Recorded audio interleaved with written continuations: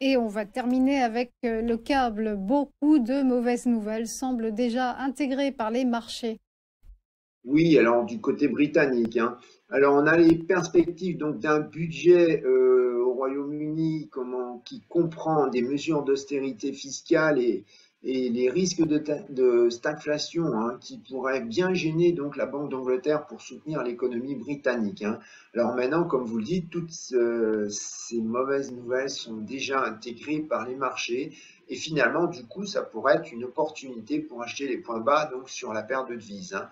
Donc on aura, en plus de la publication du PIB au Royaume-Uni, bon, un chiffre qui est un peu plus considéré secondaire, mais qui est quand même une importance, hein, à savoir donc le rapport sur l'emploi, hein. Et on notera aussi qu'on va avoir un total de 7 des 9 membres de la Banque d'Angleterre qui va donc pouvoir avoir l'occasion de parler cette semaine, hein. On aura M.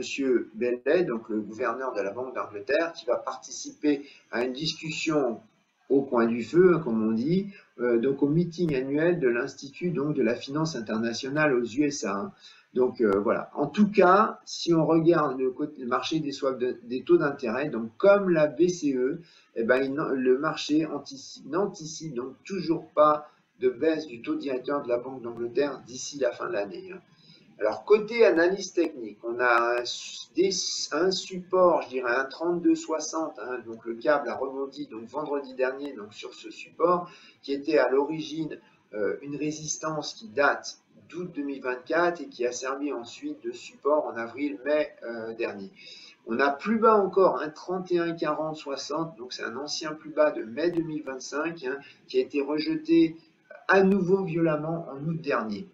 Côté résistance, hein, on a un 34,80, un 34,90, hein, donc c'est le plus haut de la semaine dernière. C'est un niveau autour duquel la paire a pivoté depuis la fin de mai. Alors au-dessus encore, on a un 35,90, un 36,10, donc c'est une résistance intermédiaire qui a été testée plusieurs fois, fin juillet et mi-août. Et évidemment, en haut encore, on a un 37,88, c'est le plus haut de presque 4 ans, qui a été atteint donc avant les soucis de la chancelière Reeves, hein, qui avait plombé le câble très brutalement en septembre 2022 de mémoire.